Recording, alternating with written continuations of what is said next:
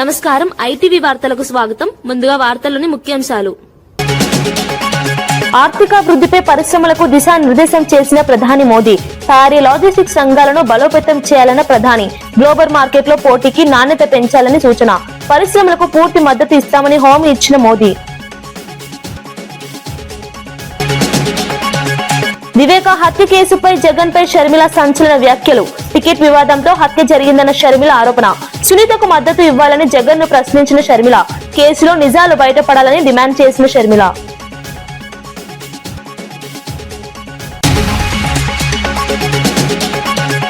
బీసీలకు హామీలపై కాంగ్రెస్ లో నిలదీసిన తలసాని యాదవ్. 42% రిజర్వేషన్లపై డ్రామా చేస్తున్నారన్న విమర్శ. బీసీలకు 1,00,000 కోట్ల బడ్జెట్ హామీ అమలు కాలేదన్న ఆరోపణ. రాబోయే బడ్జెట్ లో హామీలు అమలు చేయాలని డిమాండ్. మూసీ ప్రాజెక్టుపై అసెంబ్లీలో ప్రభుత్వాన్ని నిలదీసిన కేటీఆర్. డిపిఆర్ సమయంపై ప్రభుత్వాన్ని ప్రశ్నించిన కేటీఆర్. ఏడీబీ నిధులపై అబద్దాలు చెప్పారన్న కేటీఆర్ విమర్శ.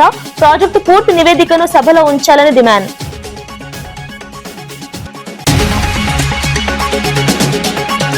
మూసీ నది పునరుజ్జీవన ప్రాజెక్టుపై తెలంగాణ అసెంబ్లీలో కేటీఆర్ ప్రభుత్వాన్ని తీవ్రంగా ప్రశ్నించారు. గతంలో డిపిఆర్ తయారీకి 18 నెలలు పడుతుందని చెప్పి ఇప్పుడు 2 నెలల్లో పూర్తి చేశామని ఎలా చెబుతారని నిలదీశారు. ఏడీబీ నిధులు ఇవ్వలేదని స్పష్టం చేసినప్పటికీ ప్రభుత్వం అబద్దాలు చెబుతోందని ఆరోపించారు. వివాదాస్పద కంపెనీకి పనులు అప్పగించడంపై అభ్యంతరం వ్యక్తం చేశారు. ప్రాజెక్టుకు సంబంధించిన పూర్తి నివేదికను సభ ముందు ఉంచాలని డిమాండ్ చేశారు. పారదర్శకత లేకుండా ఇలాంటి ప్రాజెక్టులు చేపట్టడం సరికాదని పేర్కొన్నారు. ప్రజల నమ్మకాన్ని దెబ్బతీసే విధంగా ప్రభుత్వం వ్యవహరిస్తోందని విమర్శించారు. ప్రాజెక్టుపై స్పష్టత ఇవ్వాలని కేటీఆర్ కోరారు. మూసీకి సంబంధించి ఆనాడు కొంతమంది మిత్రులు కాంగ్రెస్ శాసనసభ్యులు ప్రశ్న వేస్తే ఆ రోజు మంత్రి గారు ఇచ్చిన సమాధానం నా దగ్గర ఉంది. అందులో మంత్రి గారు ఏం చెప్తారంటే, అధ్యక్ష, ఈ డిపిఆర్ ప్రిపరేషన్ కే ఒక మెయిన్ హార్ట్ అనే కంపెనీకి ఇచ్చినాం. ఆ కంపెనీ గురించి కూడా నేను ఒక నిమిషం చెప్తా సార్. అది పాకిస్తాన్ లో బ్యాన్ చేసిండ్రు కంపెనీని, సింగపూర్ లో బ్యాన్ చేసిండ్రు, అట్లాంటి కంపెనీకి ఇచ్చిండ్రు. సరే, వాళ్ళ మీద కేసులు ఉన్నాయి, అది కూడా మంత్రి గారు చెప్పాలా? ఓకే. అందులో ఏం చెప్పారంటే అధ్యక్ష, ఆ రోజు శాసనసభకి ఇచ్చిన సమాధానంలో గౌరవ మంత్రి గారు డిపిఆర్ ప్రిపరేషన్ కే 18 నెలలు పడుతుంది అని ఈ సంవత్సరం జనవరి నెలలో మంత్రి గారు చెప్పారు. మరి డిపిఆర్ ప్రిపరేషన్ కి 18 నెలలు పట్టే మాట నిజమే అయితే మళ్ళీ ఈరోజు మార్చిలో ఉన్నాం అధ్యక్ష. అంటే మంత్రి గారు సమాధానం చెప్పి 2 నెలలు కూడా కాలే. మరి ఇప్పుడు అకస్మాత్తుగా డిపిఆర్ ఎక్కడి నుంచి వచ్చింది? మంత్రి గారు దయచేసి అది ఉంటే కనుక మీ దగ్గర నిజంగానే కాపీ ఉంటే, మరి 18 నెలల్లో అంటే అద్భుతమైన వేగం అది. మరి ఇంత మెరుపు వేగంతో గవర్నమెంట్ పనిచేస్తుంటే మేము కూడా అభినందనలు చెప్పాలి. కాబట్టి డిపిఆర్ 18 నెలల్లో తయారవుతుందని చెప్పి 2 నెలల్లో చేసిన ఈ చమత్కారం ఏదైతే ఉందో ఆ డిపిఆర్ దయచేసి సభ ముందు పెట్టాలి, సభ్యుల ముందు పెట్టాలనేది ఫస్ట్ డిమాండ్ సార్. ఎందుకంటే ఇది ప్రభుత్వం ఇచ్చిన సమాధానం అధ్యక్ష. రెండవది అధ్యక్ష, నేను చూశాను మంత్రి గారు సభ వెలుపల చెప్పారు అధ్యక్ష. ఏం చెప్పారు? లాస్ట్ టైం హౌస్లోనే చెప్పినట్టున్నారు, అది కూడా ఇక్కడ చెప్పారు అధ్యక్ష, హౌస్లోనే చెప్పారు. అది కూడా గౌరవ మంత్రి శ్రీధర్ బాబు గారే చెప్పారు.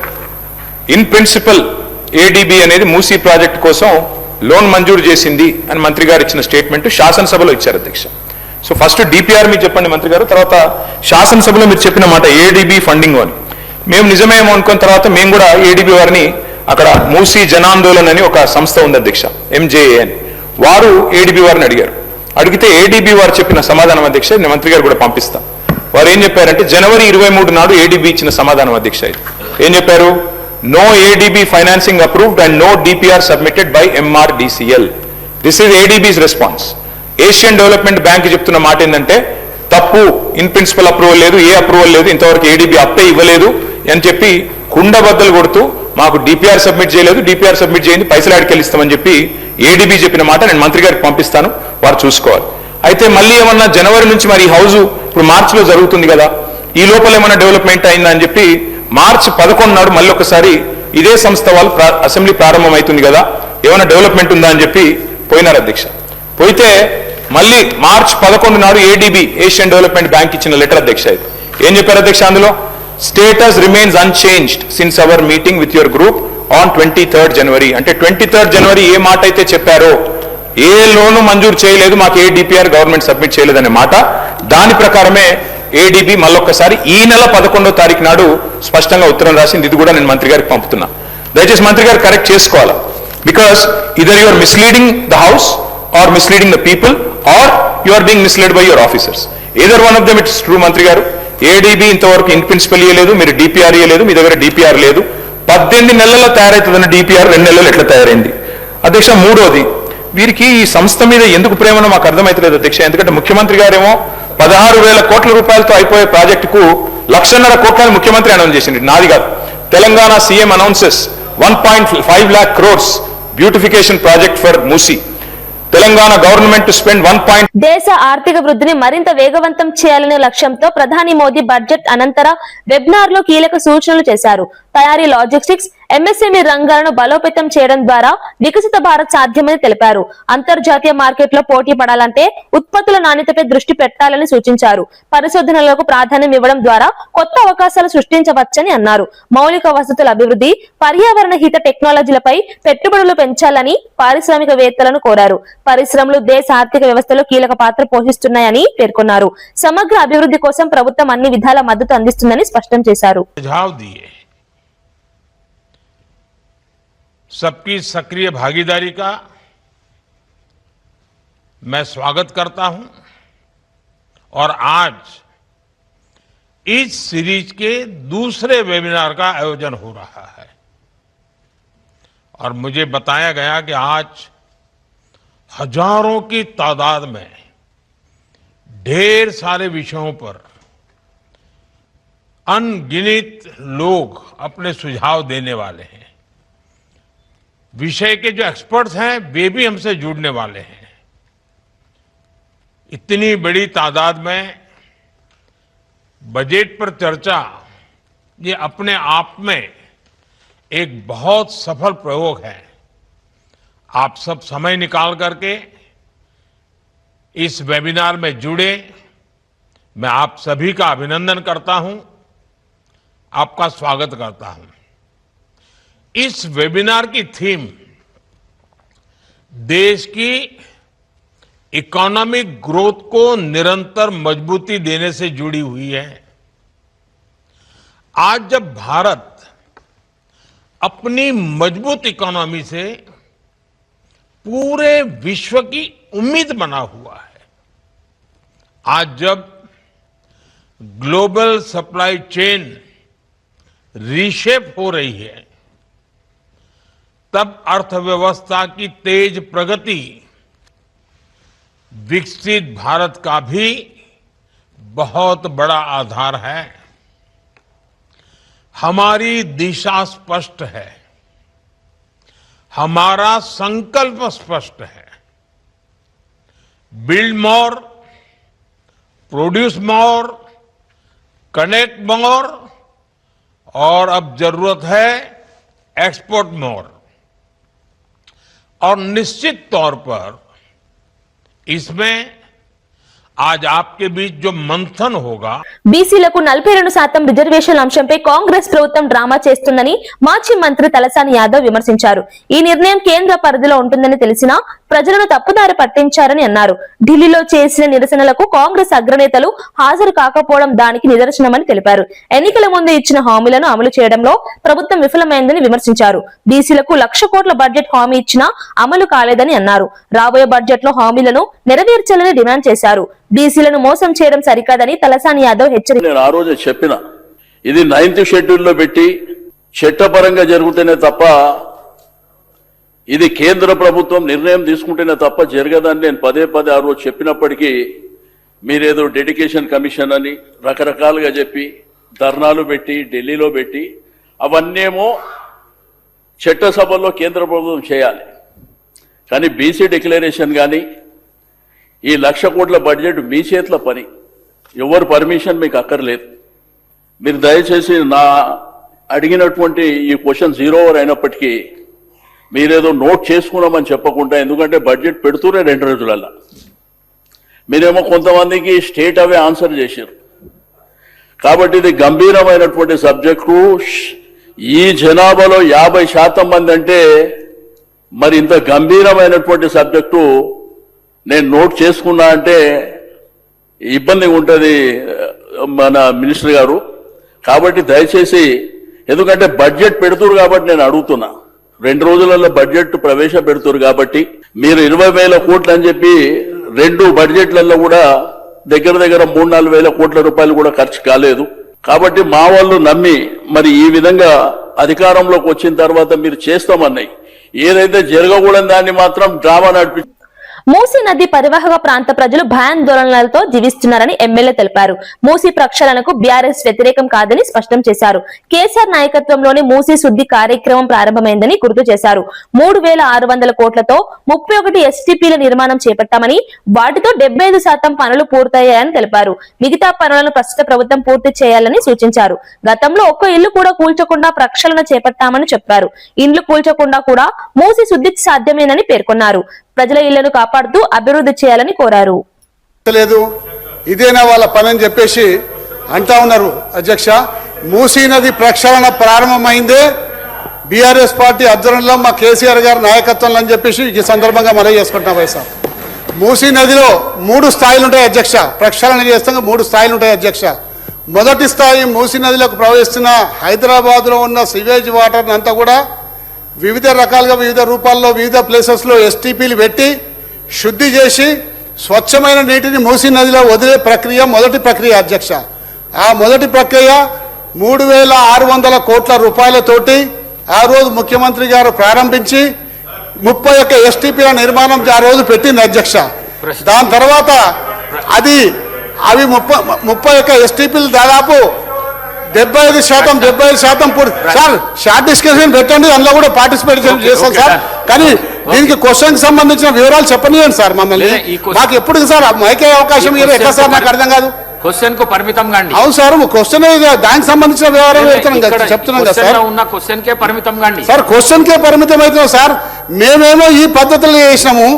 ఎక్కడ కూడా ఒక ఇల్లు సార్ ఇప్పుడు వారు చెప్పినాడు సార్, అక్కడికి వెళ్ళి ఇక్కడి వరకు దాదాపు 11,000 స్ట్రక్చర్లు ఇవాళ బఫర్ జోన్ లో ఐడెంటిఫై ఆ రోజు చేసి ఉంటుంది సార్. కానీ ఎక్కడ కూడా ఒక్క స్ట్రక్చర్ కూడా కూలగొడతానికి మేము ముందుకు రాలేదు సార్. ఎందుకు రాలేదు అంటే నేను కేటీఆర్ గారు సబితా ఇంద్రారెడ్డి గారు ముగ్గురం కలిసిపోయి కేసీఆర్ గారికి విన్నవించినాం. సార్ ఇన్ని స్ట్రక్చర్స్ వస్తున్నాయి, మరి ఏం చేద్దామంటే ఇన్ని ఇండ్లు కూలగొట్టి మూసీ నది మనం అంతా అలా బాధ పెట్టి చేయాల్సిన అవసరం లేదు. ఇండ్లు కూలగొట్టకుండా ఏ విధంగా చేయగలుగుతారో ఇంకో ఫార్ములా తోటి మీరు రండి మా ముందుకు, అప్పుడు మనం దాన్ని టేకప్ చేద్దామని చెప్పడం వల్ల మేము ఇండ్లు కూలగొట్టకుండా ఏ విధంగా చేస్తారో ఒక 2 ఫార్ములాలు తయారు చేసే వరకే ఇంతలో ఎలక్షన్ నోటిఫికేషన్ వచ్చింది సార్. ఆ ఎలక్షన్ నోటిఫికేషన్ తర్వాత ప్రభుత్వం మారిపోయింది. ఈ ప్రభుత్వం కక్ష కట్టినట్టు ఇవాళ పేద ప్రజల మీద పడి వాళ్ళ ఇళ్లకు 2 మార్కులు పెట్టి నిద్రాహారాలు లేకుండా చేసింది సార్. నిద్రాహారాలు లేరు, ఇవాళ మనుషులు నిద్రపోతలేరు, అన్నం పెట్టలేరు. ఎప్పుడు మా ఇంట్లో సార్ నేను 3 స్థాయిలు చెప్పిన సార్. మొదటి స్థాయిలో మూసీ నదిలోకి ప్రవహిస్తున్న డ్రైనేజ్ వాటర్ని అంతా కూడా ట్రీట్మెంట్ చేసి శుభ్రమైన వాటర్ని మూసీ నదిలోకి వదలాలి సార్. రెండవ స్థాయిలో మూసీలో పేరుకుపోయిన ఒండ్రు మట్టి ఒక 50-60 సంవత్సరాల నుంచి ఇండస్ట్రియల్ సెడిమెంట్స్ అంతా కూడా కాలుష్య కారకాలు అంతా కూడా పేరుకపోయినాయి. వాటిని అన్నింటినీ కూడా తీసి మరి పొల్యూషన్ కంట్రోల్ బోర్డు నామ్స్ ప్రకారం సైడ్కి వేసేసి 2 సైడ్ల రోడ్డు డెవలప్ చేసి నీరు నిరంతరం ప్రవహించే విధంగా చేయాలన్న వివేకానంద రెడ్డి హత్య కేసుపై ఏపీసీసీ చీఫ్ షర్మిల సంచలన వ్యాఖ్యలు చేశారు. టికెట్ విషయంలో వివేకానంద అడ్డుగా ఉన్నారని భావించి ఆయన్ను హత్య చేశారని ఆరోపించారు. సునీత భర్తే హత్యకు కారణమని తప్పుడు ప్రచారం జరుగుతోందని మండిపడ్డారు. నిజం కోసం పోరాడుతున్న సునీతకు మద్దతు ఇవ్వకుండా నిందితుల పక్షాన నిలవడం తప్పు అని జగన్ను ప్రశ్నించారు. తనకు ప్రాణహాని ఉన్నా న్యాయం కోసం పోరాడుతున్నారని తెలిపారు. బాధితుల పక్షాన నిలబడాల్సిన బాధ్యత రాజకీయ నాయకులపై ఉందన్నారు. ఈ కేసులో నిజాలు బయటపడాలని డిమాండ్ చేశారు. ఈయన వివేకానంద రెడ్డికి బావుమరిది అవుతారు, బంధువులను చేసుకున్నారు కాబట్టి చిన్నప్పటి నుంచి పరిచయం ఉంది, చాలా సన్నిహితంగా ఉండేవాళ్ళు. సునీత కంటే కూడా రాజశేఖర్ మామనే ఎక్కువ ప్రాక్సిమిటీ, ఎక్కువ క్లోజ్నెస్ ఉండేది. ప్రాబబ్లీ సునీత కంటే కూడా ఎక్కువ రాజశేఖర్ మామే చిన్నానని ప్రేమించాడేమో, అంత బాగా అంత సన్నిహితంగా ఉండేవాళ్ళు. అలాంటిది సునీత భర్తే ఎందుకు చంపుండకూడదు అని నిన్న మాట్లాడడం జరిగింది. ఇక్కడ గుర్తుపెట్టుకోవాల్సిన విషయం ఏమిటి అంటే హత్య జరిగిన రోజున 7 గంటల నుంచి వివేకానంద రెడ్డి ఇది గుండెపోటు అని ప్రచారం చేసింది సాక్షి, అంటే జగన్మోహన్ రెడ్డి గారు. ఆ తర్వాత హత్యా ప్రదేశానికి వచ్చి ఇది గుండెపోటు కాదు హత్య అని చెప్పింది జగన్మోహన్ రెడ్డి గారు. ఆ తర్వాత ఇది తెలుగుదేశం వాళ్ళు చేపించింది అని చెప్పింది జగన్మోహన్ రెడ్డి గారు.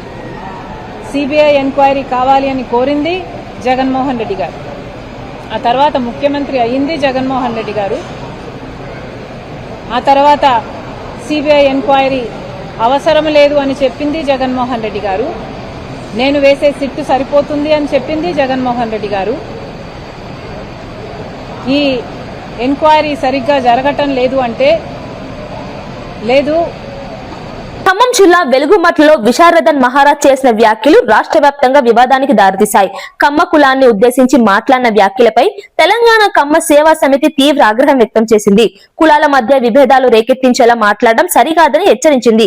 మహారాజ్ పై కఠిన చర్యలు తీసుకోవాలని డిమాండ్ చేస్తూ గచ్చిబౌలి పోలీసులకు ఫిర్యాదు చేశారు.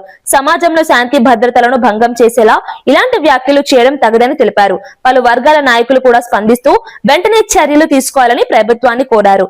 ఈ ఘటన రాష్ట్ర రాజకీయాల్లో చర్చనీయాంశంగా మారింది.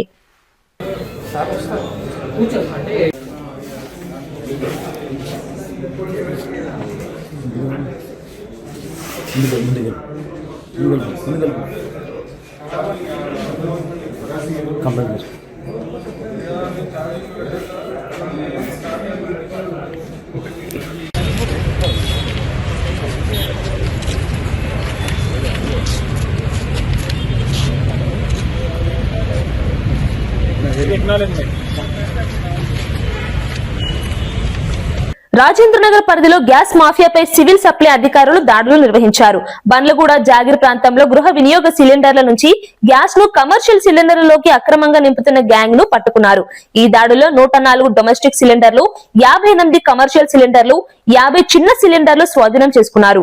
ఈ ఘటనపై 3పై కేసులు నమోదు చేశారు. అక్రమ గ్యాస్ వ్యాపారపై కఠిన చర్యలు తీసుకుంటామని అధికారులు హెచ్చరించారు. ప్రజలు ఇలాంటి కార్యకలాపాలు గమనిస్తే వెంటనే సమాచారం ఇవ్వాలని కోరారు.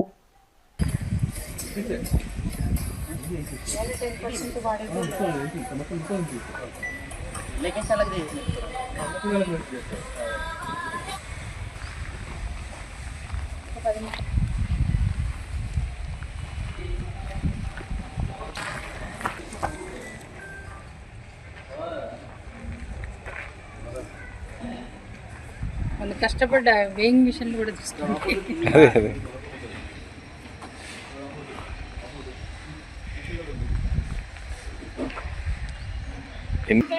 అసలు కరెక్ట్ కాదు. ఎవరు తయారు చేస్తాడో ఏమో పెద్ద పెంట.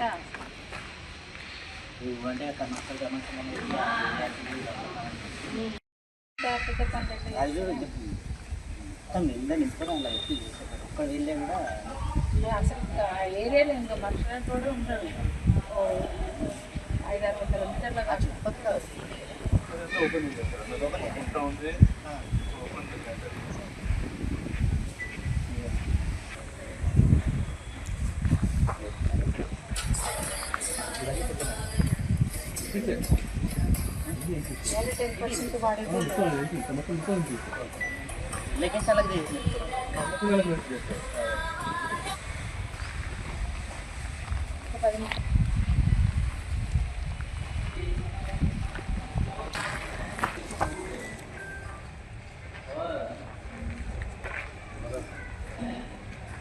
వాళ్ళు కష్టపడ్డ వేయింగ్ మిషన్లు కూడా తీసుకోవాలి.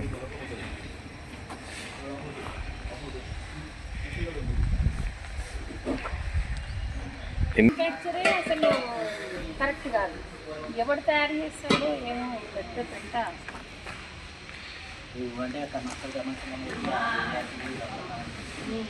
రంగారెడ్డి జిల్లా కాళీ మందిర్ సమీపంలో ఉన్నటువంటి ఒక అక్రమ గ్యాస్ రీఫిల్లింగ్ సెంటర్ దగ్గర షర్ఫుద్దీన్ అనే వ్యక్తిని మరియు ఒక దీపేష్ సింగ్ అనే ఒక వ్యక్తిని ఇద్దరిని కూడా వాళ్ళు అక్రమంగా సిలిండర్లు స్టోర్ చేసి వాటి నుంచి చిన్న సిలిండర్లు డొమెస్టిక్ సిలిండర్ నుంచి కమర్షియల్ సిలిండర్కి రీఫిల్లింగ్ చేస్తున్నటువంటి సందర్భంలో వాళ్ళని మా డిపార్ట్మెంట్కి సంబంధించిన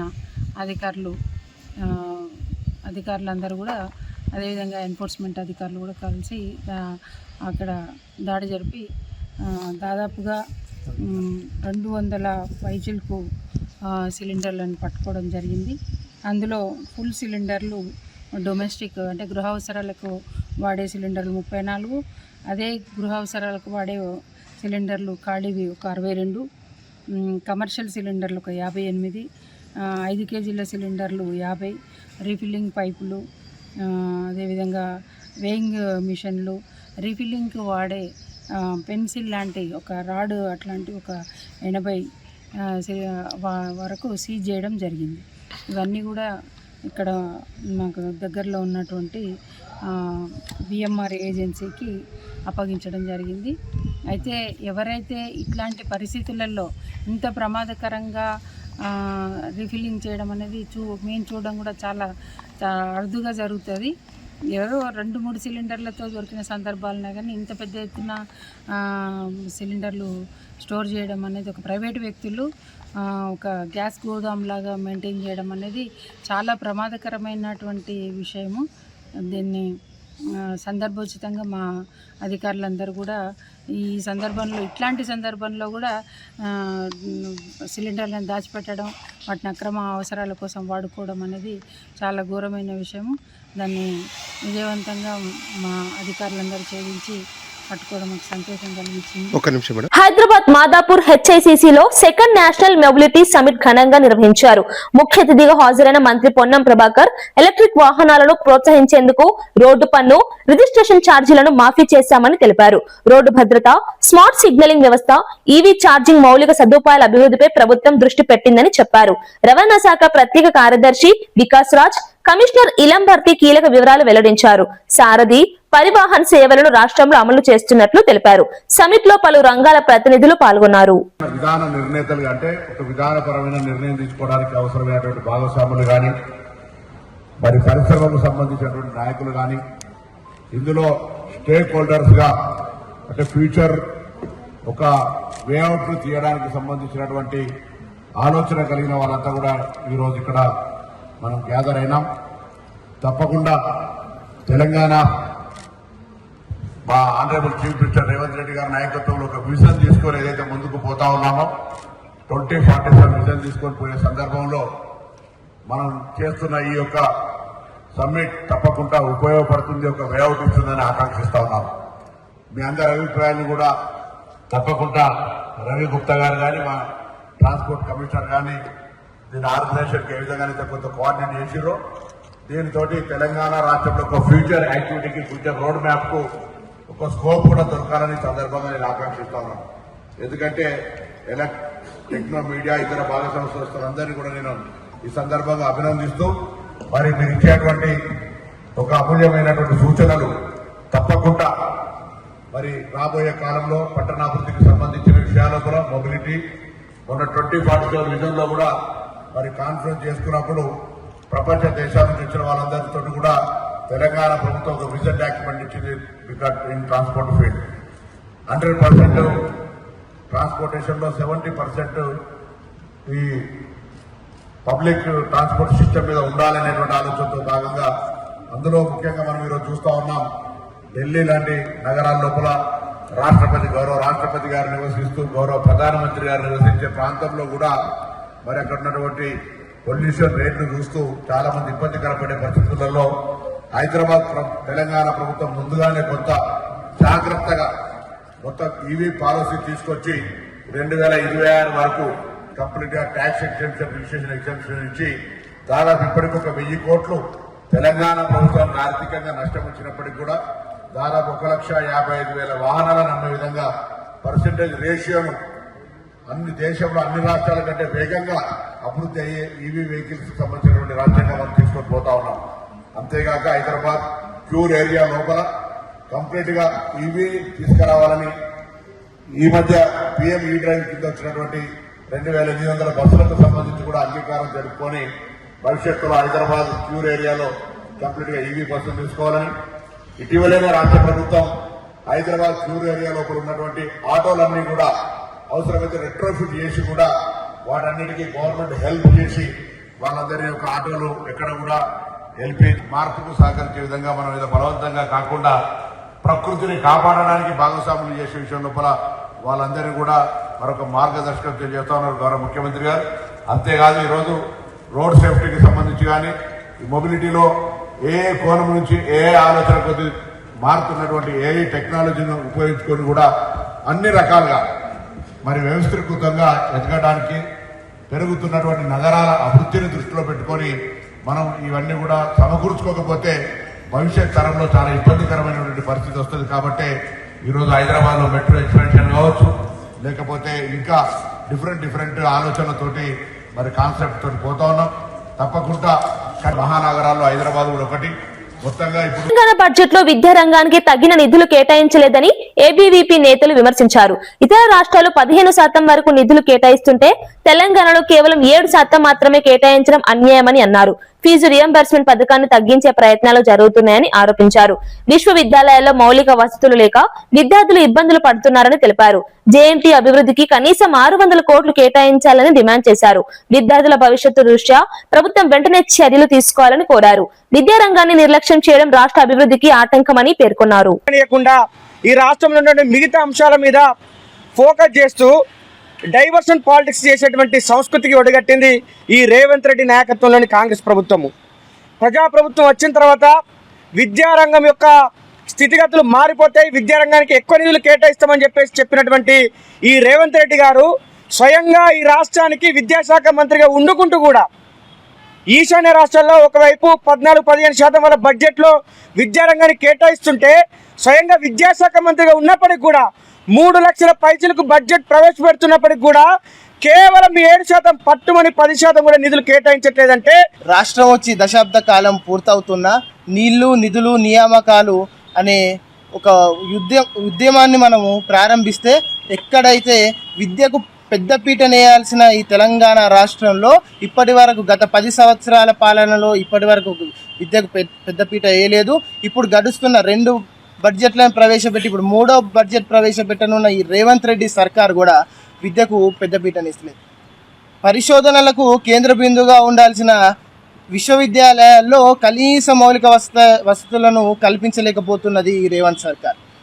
ఏదైతే మొన్న 1000 కోట్లు ఇస్తున్నానని ఉస్మానియా యూనివర్సిటీకి వెళ్ళారో 100 సంవత్సరాల చరిత్ర గల ఉస్మానియా యూనివర్సిటీకి 1000 కోట్లు ఎలా అయితే ఇస్తా అన్నారో అదే 60 సంవత్సరాల చరిత్ర గల మా జేఎన్టీయూకు కనీసం 600 కోట్లైనా నువ్వు ఇవ్వాలి.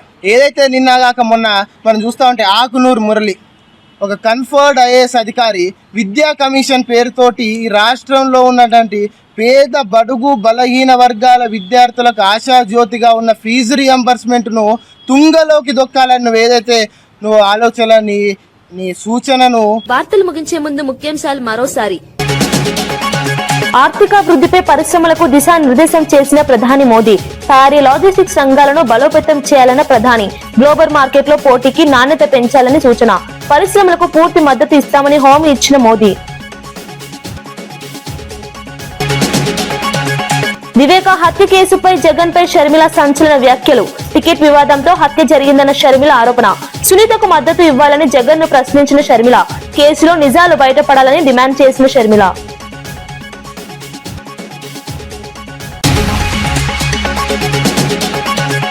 బీసీలకు హామీలపై కాంగ్రెస్ ను నిలదీసిన తలసాని యాదవ్. 42% రిజర్వేషన్లపై డ్రామా చేస్తున్నారన్న విమర్శ.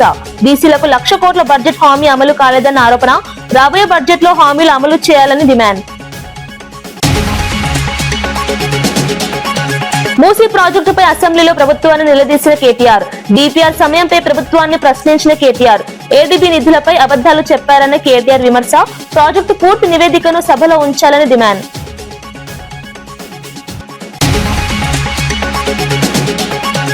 ఇవి ఈనాటి వార్తా విశేషాలు. మరో బులెటిన్లో మళ్ళీ కలుద్దాం. నమస్కారం.